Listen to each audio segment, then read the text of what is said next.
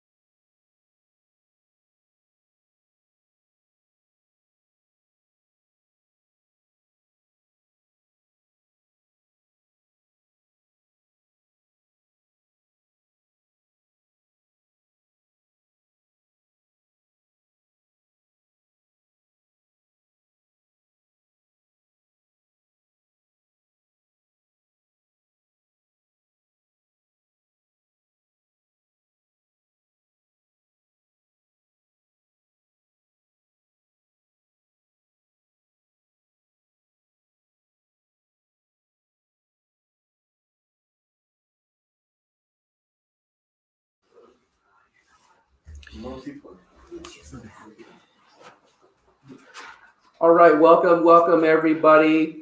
We are live now at the IDG office. This is our first live stream from our new office. So please excuse if we have a few technical glitches because we are doing a hybrid meeting tonight. So while we're here at the office, we've got some drivers in our audience. So if we're looking in the wrong direction, you know why we're doing that. My name is Mark Smithovus. I'm an IDG organizer. I'm here with my fellow organizer, Stephen Everett.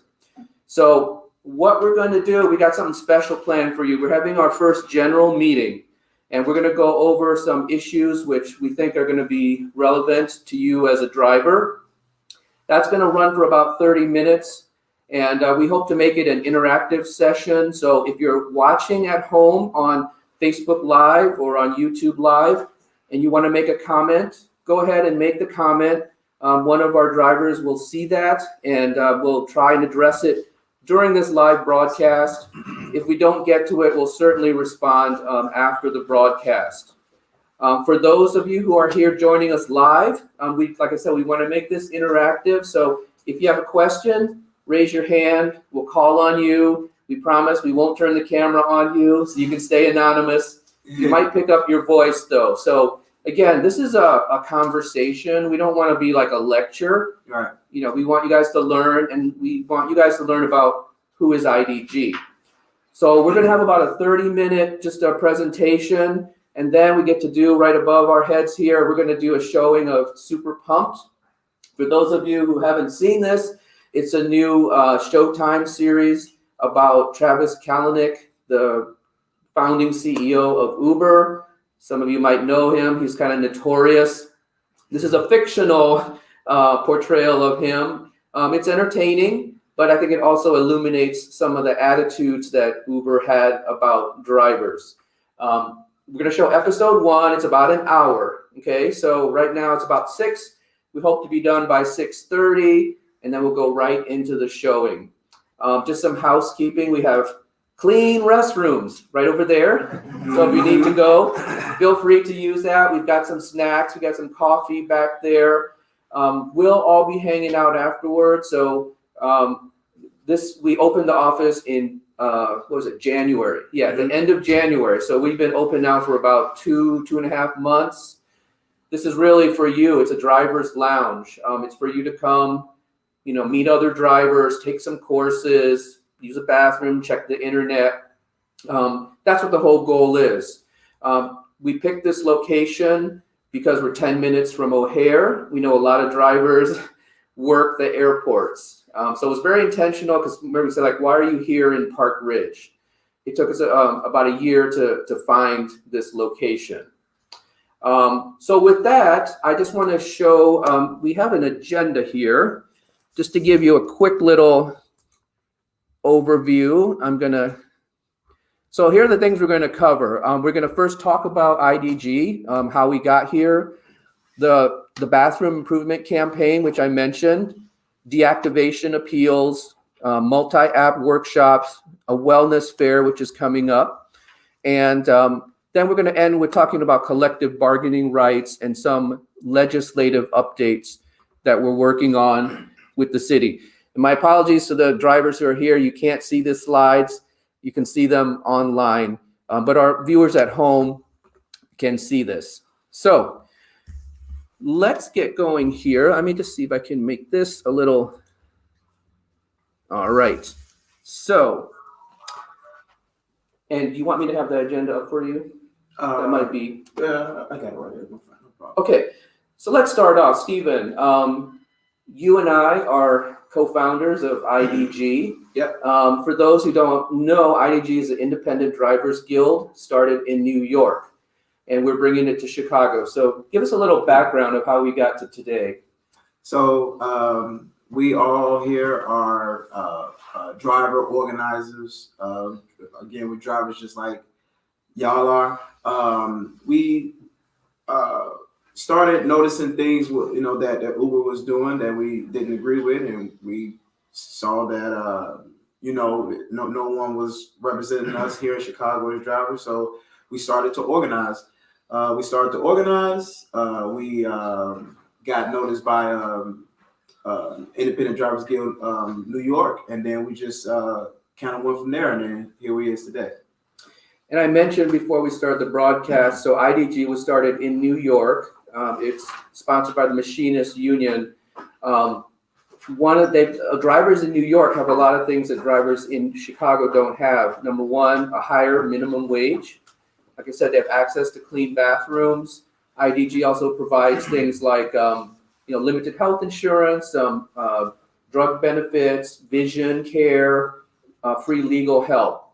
Some of you in our office might see we have a partnership with Legal Rideshare. So we hope to bring a lot of those similar benefits that drivers have achieved in New York here to Chicago. Mm-hmm. So that's why we became IDG. IDG, just so you know, also has chapters in Massachusetts now, Connecticut. We're working on some other cities as well. So we're like the largest collective of drivers. But we are not a union. And we'll get into that a little bit later. It's kind of the distinctions. So let's just get into the first topic. I mentioned the sanitation improvement campaign at O'Hare and at Midway. How many of you have signed a petition? I'm just curious. Okay, great. Okay, cool. And how many of you have seen Stephen or one of our other drivers at the airport? Yeah. So Stephen, you want to explain what that's about? All right. So we are running around here collecting signatures so we can get better bathrooms. Those porta potties that we all go to at the airports are absolutely terrible. And y'all know it. Everybody's on live right now. You know that those porta potties are absolutely terrible, and they've been sitting there for 6 years now. Every other city has way better bathrooms than us. They can wash their hands. They can use the bathroom in dignity. We're like one of the only cities that still have porta potties. So what Independent Drivers Guild Chicago, what we're doing is we're collecting signatures. Once we get enough signatures, we can make the city and make Uber give us better bathrooms. This is the same process that the other cities did. This is right now what we're doing is we're doing driver power right now. If all of us collectively get signatures and we present these signatures, they have no other choice but to give us what we want. So this is what we're doing with the bathroom campaign right now. So we hope to have really good bathrooms pretty soon here. Anyone have any questions about that campaign? Like I said, no question is off limits. Yes. I have a question. What's the projected time that something may happen where they do fix it? It's a great question. So as you know, nothing ever happens quickly when it comes to the city. Yeah. We have had some initial conversations with the airport aviation, including the commissioner.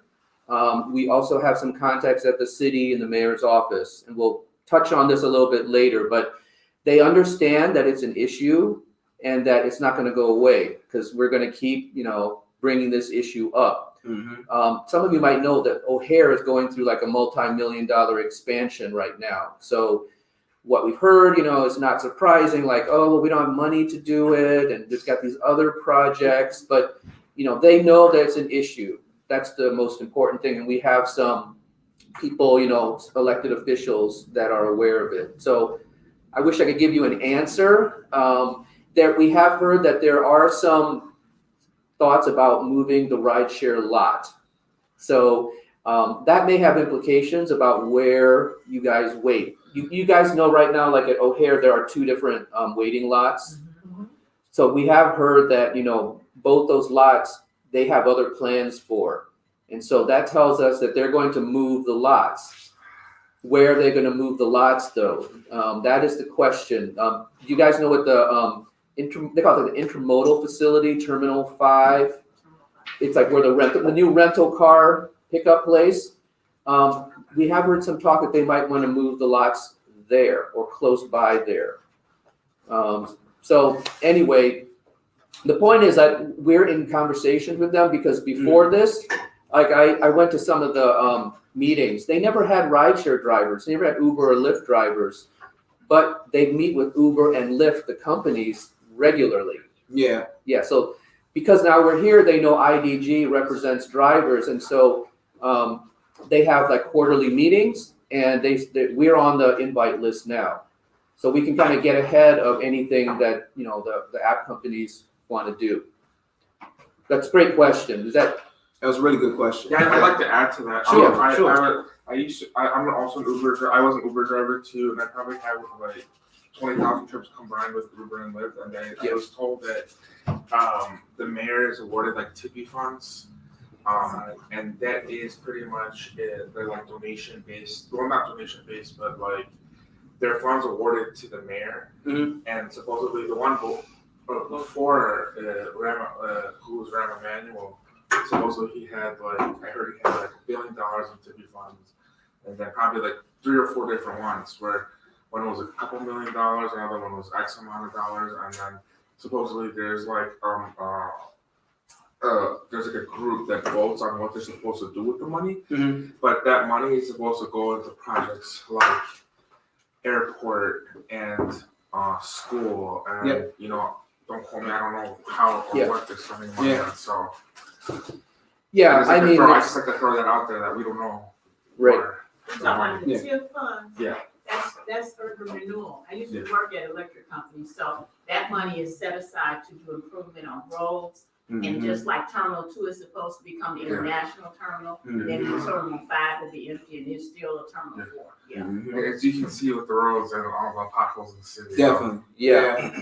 But also, some of you might have seen in the news, the current mayor, Lori Lightfoot, has been giving away gas cards, and now they're announcing, cameras, tracking devices. So there is money, right? It's a question of what is the city going to spend it on. Yeah.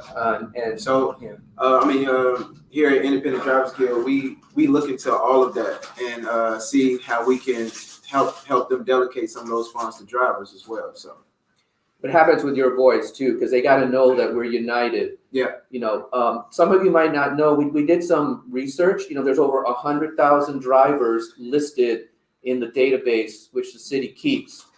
We estimate at least half of those drivers are active, so 50,000.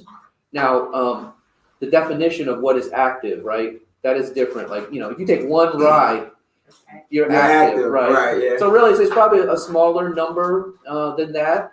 But we have just only been around for about a year, and we've been building our numbers. Right? It's not where we need to be, and which is why we need your help. So like when you leave today, we've got handouts, flyers, buttons. We have hand sanitizer. Like we want to get the message out. So that's part of why we're doing the live stream. Definitely. So. Bathroom campaign. Let me see. Let's go on to the next one. I should have printed this out, but right here, Mark. yeah. Okay. Deactivation appeals. This is a really important topic. So we're gonna spend a little bit of time on here. Yes. Like I said, our office opened at the end of January, and we get drivers who come in here every day. Currently, we're open 7 days a week. The number one thing why are drivers coming? Drivers are coming because they've been unfairly deactivated. From Uber and Lyft. This is the primary reason a lot of the times where drivers come here to the office. We're currently handling those things. We're trying to get a more concrete method, but for now, if anybody is deactivated, you can go right now. You can go on imdeactivated.com. and you could start filling out your report about what happened, and then you can contact us and we can delegate that. And if you don't know how to do it or anything, you need our help, you can always stop here in the office. Mark, what's that address? I am deactivated. No, the office address is 114 Higgins. Yep. So Park Ridge. stop by, and one of us will help you all the way through with the deactivations process. So once again, I just want to state that we are building a bigger foundation so we can actually talk to Uber for real and ask them for real, like, why did this person get deactivated? Do we have proof? Things like that. But for now, it's just a process that we go through. What Uber can look at the case. So it's a more in depth. We're trying to get even deeper. Have any of you been deactivated? Oh, yeah. Yeah, me too. Two or three Yeah, times. same. Yeah. Yeah, and it's your livelihood, right? And Yeah. how many of you have heard about cross deactivation? So, yes, do you have a question? So you're talking about just being deactivated, but what about the accusation saying Right. that you were drunk or you had an accident? That's not Yeah. helpful. So- Serious. Yeah. So that's the more concrete method we're trying to get with them to having them have the rider or someone have to provide proof of what happened in order for the driver to get deactivated. Yeah. So we're trying to get to the point where they can't just deactivate you, because that takes away from your funds, day by day. And also another thing we're trying to set up is basically, if we do get deactivated, there's something there, some money or something there that drivers could have while they're deactivated. Just keep in mind, when you're deactivated now, it's up to Uber and Lyft to reactivate you. Yeah. And again, we are talking with the city about potentially having like a neutral third party to hear your case, Yeah. right? So you bring your facts, Uber and Lyft bring their facts, and then you have like a judge or something to decide should you be activated or not. Yeah. I can tell you personally, like a lot of the drivers that I meet who have had this situation happen, they're 5-star rated, they've done thousands of rides, so a driver like that is they have a lot of good track record, and so one bad thing. I mean, how many of you have gotten 1-starred? We hear that all the time, right? You're going to have those customers who want a free ride. They're going to create some example or excuse. So just keep in mind, again, IDG, we're here. If you don't get anywhere with Uber and Lyft, because you go to the hub, most of the time they just say, sorry, can't help you. Mm-hmm. At least now there's another channel. Yep. And there's no promises, right? And I'm just going to be frank, if you have a DUI or something, you're not going to be reactivated. Yeah. But if it's something like this, just a BS type thing, we'll help you work through the system. And that's why we have this imdeactivated.com. For those of you who are joining us, just to recap, we're doing this live. We also have a great bunch of drivers back here that we're not showing for, confidentiality reasons. But thank you all for coming. We are sort of halfway through our session. We're going to talk about some of the IDG stuff, and then we're going to have a showing above here of Super Pumped, the Uber movie. Just real quick, we're going to be doing this every month. First Tuesday of each month, we have this general meeting. So you can come here. We might do it also on Zoom or something. But we also want to do something fun. That's kind of why we have this TV, because we have movie nights. There's about like 5 other movies that have to do with rideshare drivers. Have any of you seen any of them? Well, you can come here. We'll show them to you. We'll have popcorn and other things. And we'll talk about this too. We also have other classes that we have planned. And so that's a segue into multi-apping. These 2 gentlemen here, Ricky and Wilman, they are our super organizers, and they came up with what they're calling a multi-app workshop. So imagine you're a driver, you've been deactivated, can't earn, can't pay the bills. What do? Well, these 2 gentlemen came up with a workshop that, there's like 20, 25 other apps out there that you can use. Yeah. Not just rideshare, delivery, a lot of other gig apps. So they've researched many of them, and I see this, it's like Tuesdays, right? And Thursdays, they're here. drivers come in and they help them sign up for these other apps. Yep. And they also, explain, and you veteran drivers know this, right? You can't rely just on one app. You have to be able to do many different apps at once. But if you're a new driver, like you don't know, I didn't know I could drive for both Uber and Lyft, right? Yeah. So they will give you a training, and they will do it in Spanish too. So Yep. they're both bilingual.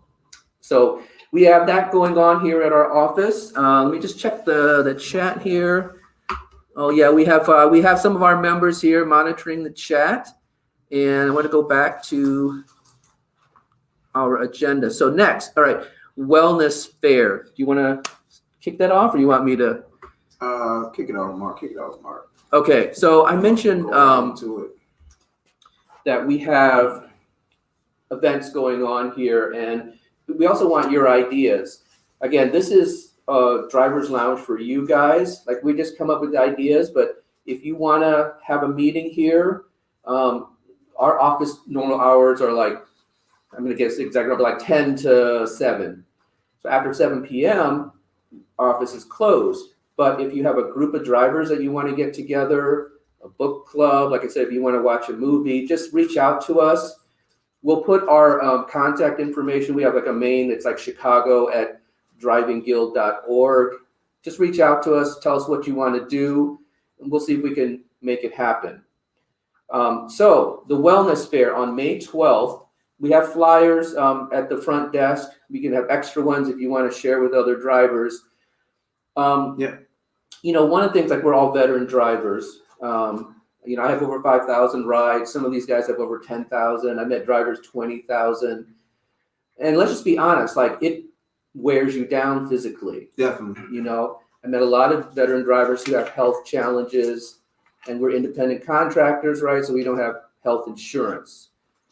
We thought, like, be helpful to offer things on like healthy eating. You see the room that when you walked in, we have a wellness room that can be used for prayer, meditation, stress relief. Mm-hmm. Teddy, who is in the room there directing, she runs a yoga class once or twice a week. Yeah.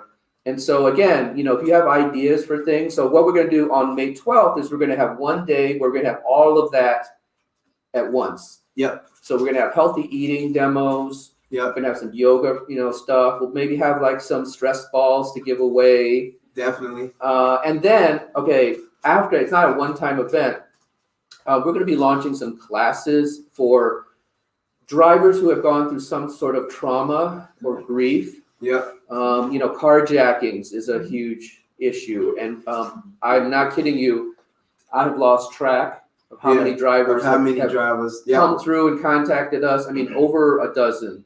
Yeah. It's very sad. Some of them, they're doing GoFundMes. They're trying to recover, it just not even property, just like physical health. Yeah. We have drivers who've been sexually assaulted. And so we got a grant actually from the UIC School of Public Health to launch a trauma support group. So you'll find more details about that in May, but it'll be an ongoing small group session held here in one of our offices. It'll be confidential. And some of our drivers have been trained to do peer counseling, and so they're going to facilitate these groups. Yep. So I'm gonna step in here, Mark. So the reason why, another reason why we're having these things is, you got to think us. A lot of us in here have been driving since school started here in Chicago. I know I have been driving for about 6.5 years now.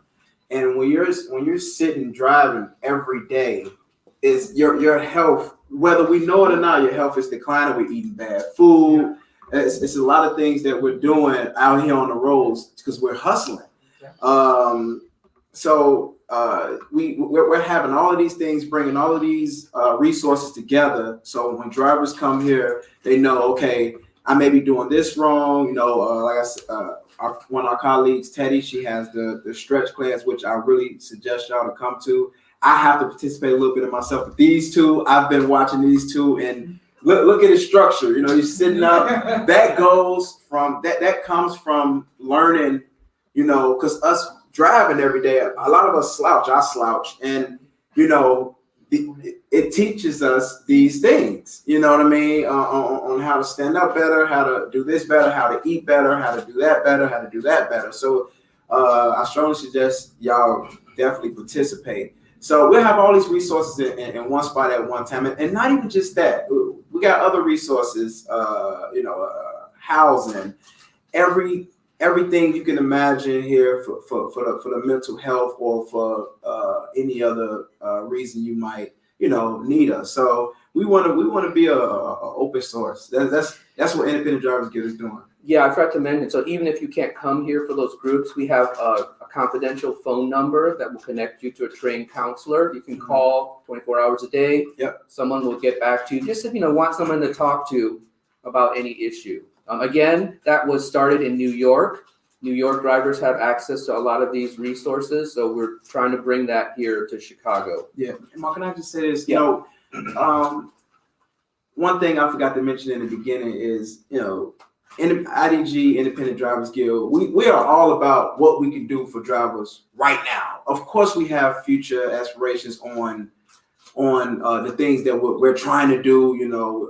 Of course, we're doing collective bargaining. We're trying to have a seat at the table for Uber. But as y'all can see, we're about right now. Anything we can do for you, for drivers right now is what we're about. So we're almost done with this presentation. I promise you about half an hour, and then we can do the fun movie. There's two more things left on our agenda. One is collective bargaining rights. So Yeah. Stephen, you want to? I'm gonna go into that. Yeah. That's what I want to get into actually. So that's a nice segue to the last speech. But our primary mission is to fight for drivers for collective bargaining.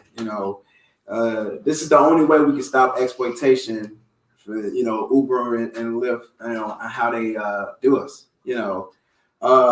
We want to fight for better working conditions. As y'all know, that's why y'all here right now. We have to fight for better working conditions. You got certain states that got things that we don't got. In New York, for example, they have to pay drivers $28 an hour, even if they don't make that.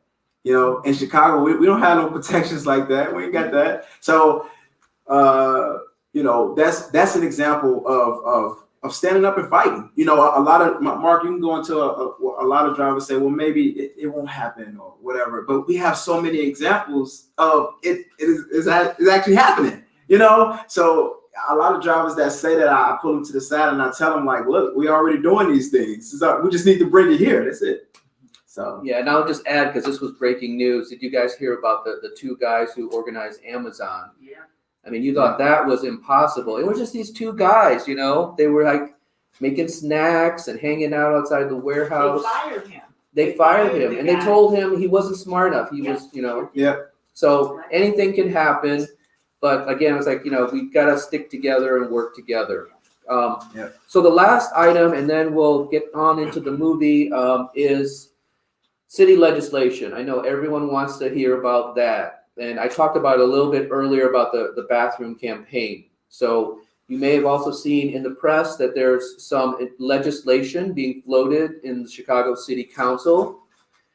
We are working on things sort of behind the scenes, but a couple months ago, we introduced some legislation that was sponsored by one of the aldermen to do things like a commission cap, stuff with the carjackings. We called for mandatory verification of passengers, right? Yeah. And so there was 10 different things, and I could send you what all 10 were. That legislation got stalled for various reasons, but we're not going to give up. So we're going to rewrite it and going to reintroduce it. So it may happen soon or not. I keep telling everybody it's election season. Politicians got to get reelected. Yeah. So you never know, but we do. I can't tell you, honestly, we have direct discussions with the mayor's office and some higher ups there. I can't go into the specifics of what it is, but we're very hopeful. Some of you may have heard about in Seattle. Seattle just passed similar legislation to New York. It happened at both the city level, and the governor of Washington signed it. So it's minimum wage, deactivation, protection, a number of other things. So I keep saying, if New York can have it and Seattle can have it, we should have it. Illinois should have it for sure. So this is what we're doing. When y'all see us in the lots and when we're out there talking to them, if any of y'all are around, support us. Say, hey, y'all need to listen to them, because we're already making things happen in other cities. We're just moving it on over here to Chicago, so we can have some power too. So that that's what we're doing. So before we go tonight, Ricky here is modeling. We have these shirts. We have one handout for you. If you'd like to take one, wear it while you're driving. People will ask, what is IDG? We've got stickers, we've got buttons, all kinds of stuff. Ricky. Oh, I think you're being summoned there. Yeah. Yes, we'll take some questions and then we'll get to the movie. Where is it that we can voice idea for Uber driver gets pulled over for the allegation, drunk driving, had a wreck that day, turn their app off. Uber should have some type of breathalyzer in their office. Yep. Where the driver can drive straight to that spot. Yeah. And get checked out so that they can get their app turned back on immediately, or they can have an Uber driver who just drives around to check that particular issue to come to the car and tell the car you need to stay parked or whatever, the safe spot, and come to them. I mean, what are you guys putting in place for stuff like that? That's a great question. I'm really glad you said that. That's something that we're trying to put more in concrete right there, something like that, because that's actually one of the number one things drivers get deactivated, because it's that, and then they're saying that the driver was falling asleep at the wheel, things like that. So we don't have anything concrete on that now. So I'm not going to sit up here and say that, but that idea is definitely being talked about. So this is just for example, because we've had our meetings, we talked about this amongst ourselves, but maybe have a driver, and again, this is just talk, but maybe have a spot here where the drivers can come, get breathalyzed. All right, cool. The driver passed the test. He or she is okay. Yeah. And Uber would have to reactivate, and then bam. But that's just something that we're talking about now. It's not concrete or anything. But that's a great thing that you said. But we're on that. We're on it. What about the driver had to run out that night because they were so afraid to prove to Uber, hey, I don't have alcohol in my system, and then the breathalyzer test says no, you don't have it. Right. Can Uber reimburse for the stuff that they had to go out and buy for being wrong? A lot of times they don't, unfortunately. But it's a great question, and we've heard that before. Is that if you as a driver take those steps, because you're not earning if you're proving, So what compensation do you get? We've also heard suggestions that the passenger should be deactivated for a false accusation. Yes, and also too, one thing I'd like to add to that. We're passing around ideas amongst each other. So of course, to bring it to these rideshare companies is if the passenger makes a allegation, then maybe it should be a hold or something put on their account. That's right. So if the driver missed them funds or whatever, then whatever, and then a lot of that stuff will stop. But again, that's just things that we're talking about. None of this is concrete, but I just want to let y'all know that we have a lot of these same ideas that we're working on. And 1 second, I'll just answer it. And that's why we have these general meetings that you can come and say whatever's on your mind, ideas, complaints, and then we listen to all these, and then we'll bring them to Uber and Lyft. He had his hand up, and I'll get to you. How about? Oh, I'm sorry. I didn't know who would raise their hand first. Sorry about that. Go ahead. Sorry about that. How about the Uber keep sending through the iPads, okay, and at the end of the month, you have your iPads. You keep on paying every month $40. They take out from your bank account, the government, the iPads people, but you don't get that money. So how about that? You're referring to when you go through a toll, they take the iPass, but they don't reimburse you for the toll. Yeah, that's a good suggestion. We've heard that before. Yeah. Well, sometimes you can look in the passenger. They add that inside of the passenger's pay. So. And that's the problem. Sometimes it's there, sometimes it's not. I don't know if it's completely gone now, but I know sometimes it's there and sometimes it's just not, unfortunately. So that's something that definitely needs to be handled. I agree. I go through I'm doing $40 a week in tolls myself. Right. It's crazy. It's absolutely, because from O'Hare to go to the suburb. Exactly. All right. They keep sending you through iPads. Yep. Through the iPads, and we're paying for it. Oh, exactly. Yeah. So we're definitely talking. Actually, go But yeah. And we got all this recorded, so don't worry. Yeah, you know, yeah. we got, yeah, go ahead. Yeah, another thing too is that they should build some protection for drivers that have been there since almost the beginning. Like I was there with almost like 6.5 years ago, like yourself, and like it's been through so many transitions where Uber has given us like even like the 2 dozen roses from Costco to pass on Valentine's Day, and that could be like perceived in so many different ways. Like different people can perceive that, and so like they should make like a protection for drivers that have been there since the beginning, because it seems like they're just trying to deactivate drivers. Yeah. And then they put new drivers in, and it's not fair that it's like they force the driver to sign the contract online in order to sign in. Gotcha. And that is like really, really unfair. Where I don't know any other jobs where like the longer you work, the lesser money you get paid. Like you get paid more money, and then every year your reward is like you get paid less. Right. Yeah. I mean, give us some sort of seniority. I'm with you on that. Yeah. So I'm really glad you made that point. The thing is, you know, I kind of lost my train of thought here. I was about to say something great too. but I'll give it a second. I'm so sorry. Yeah. Right. And another thing too is like they disconnected me at Uber, and I have like almost 9,000. I have 9,000 plus trips, like 9,400 trips. And they said that there was like, and I have like maybe like over 3,000 like 5-star reviews, compliments, and everything. And then they disconnected me for like 20 complaints. Crazy. But it's like 20 complaints out of 9,000. Right. 400. Yeah, it's like the math of that is like almost 0.000. like 3,000 to 4,000 5-star reviews, and it's like it's not fair. Like that they did that. They should do something. We should do something where like they protect the drivers from, because it's like it's false allegations. Yeah. You know? So you know, I got my train of thought back up. All right. So the sorry. No, you good. The number one way to stop that right now, which this will be in our black and white writing, is to stop Uber from hiring, cap on drivers. Because if we put a cap on the drivers, they know, we can't just fire people. Because think about it.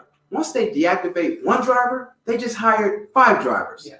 You know what I mean? So what they need you for? So if we put a cap on these drivers, they're gonna think twice before they start. And another thing too, thank you. And another thing too is that like they keep decreasing the pay of the drivers. Yeah. And like so what they do is that it seems to me like they just want to get rid of the older drivers because they're paying them more. Right. And just hire new drivers. And we know because we know. And you know what's up because you've been there since the beginning, and they were giving like big money at that time, and they're like, okay, let's just hire these other drivers and pay them even lesser. Definitely. Almost half of them. Definitely.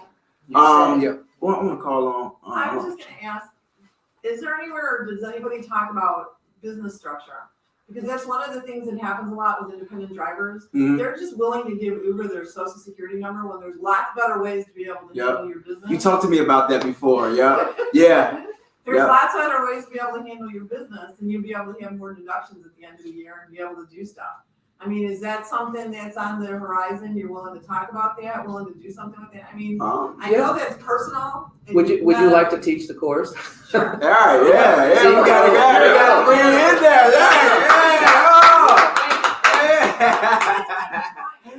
Yeah. So I mean, the worst thing you can do is ever give Uber your social security number.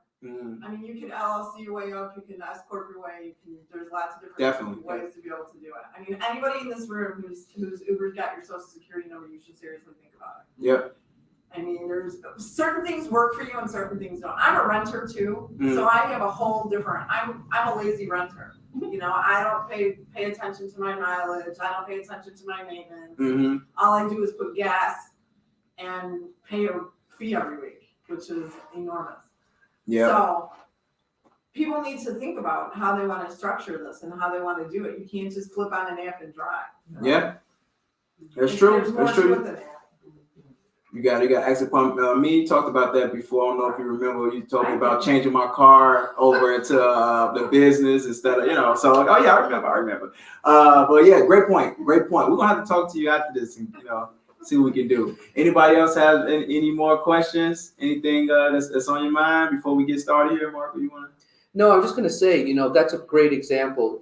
You guys are veteran drivers. You have so much knowledge locked up from all these thousands of rides. Mm-hmm. And, we're on all these forums. How many of you are in a Facebook forum, any kind of Uber, Lyft? Oh, I know you are. Yeah.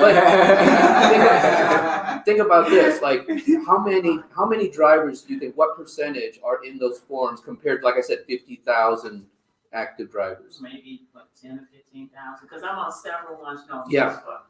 In-state, they got nationwide, and they got classroom. And you're right, it's a lot of information out there because, like you said, I've been 6.5 years, so I've seen a lot. And Yeah.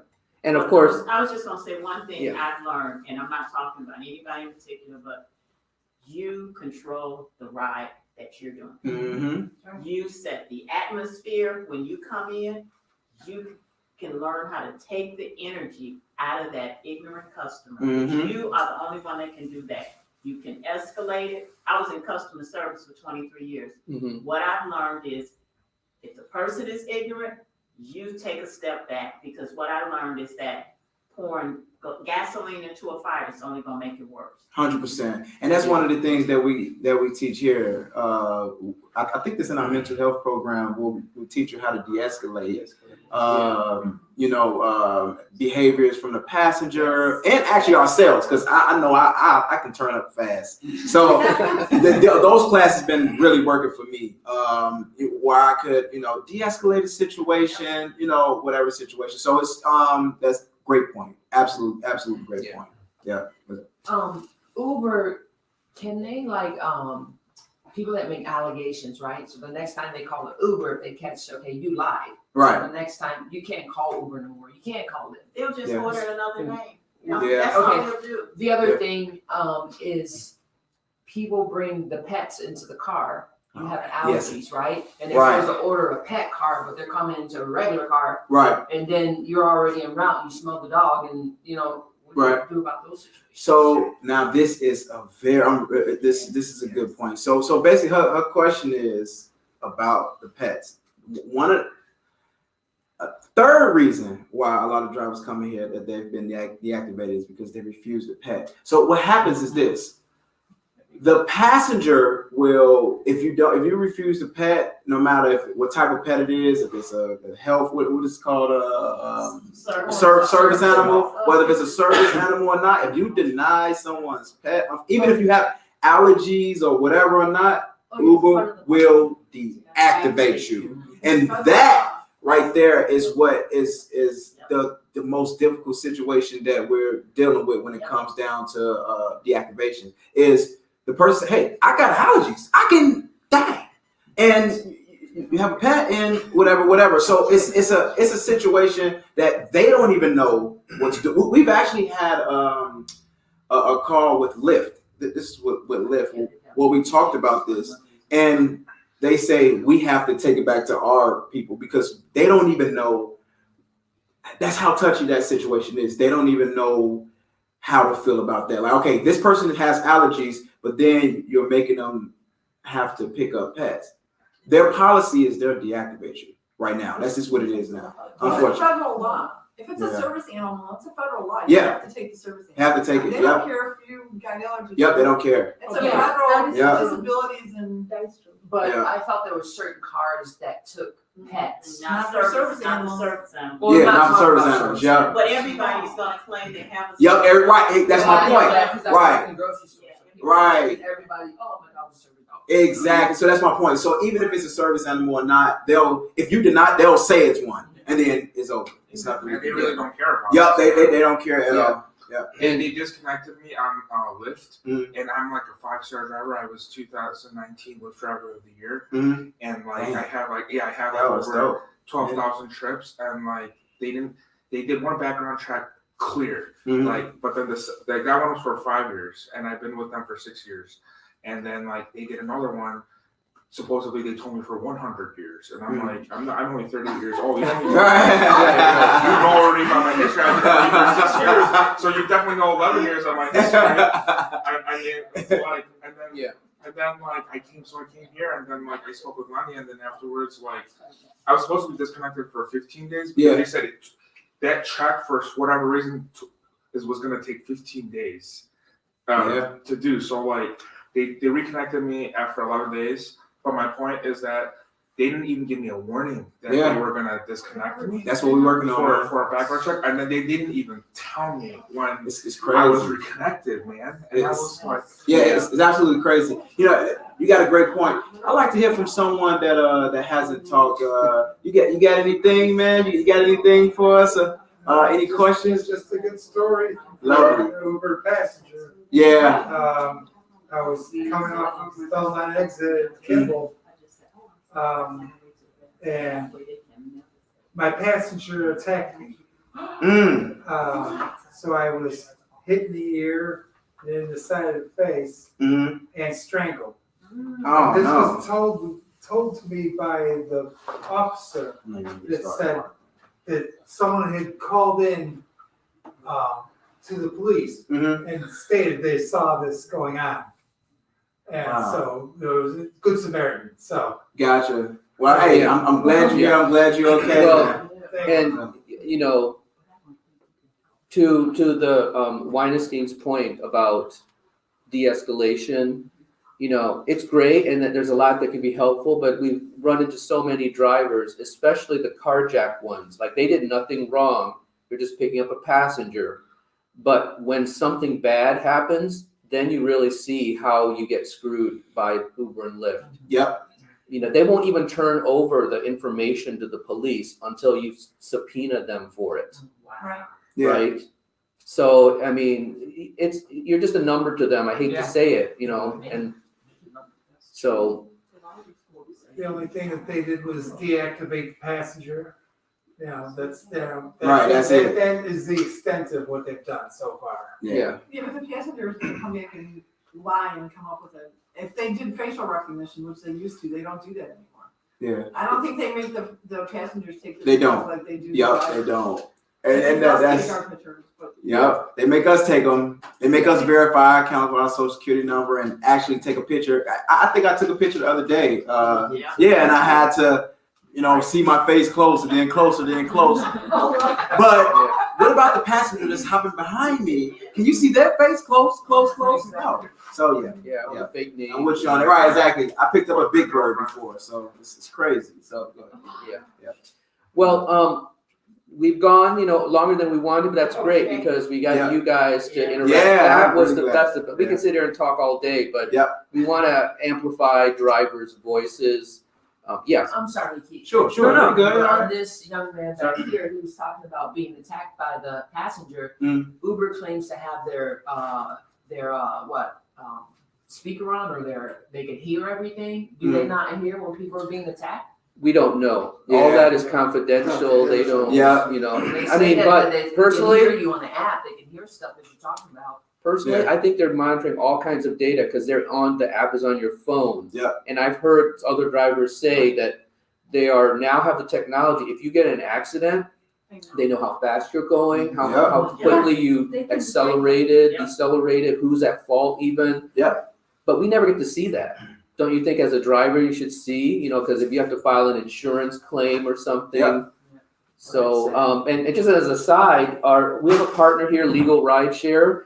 They've decided that they're going to have an office here. So if you ever need an attorney, if you get in an accident or something, give them a call. Their phone number, their cards are all in there. They're also giving away 3 dash cams a month. And there's a couple that a phone mount for free. We're going to do some collaborations with them to talk about like when you need an attorney, what to say. Because a lot of those things that happens in the moments after a crash could really determine if you can get, compensation for whatever. Definitely. Yeah.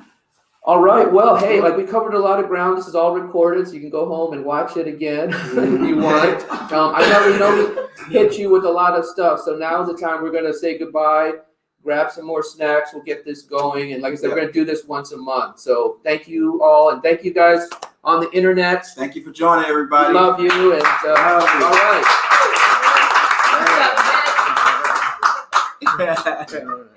Thank you.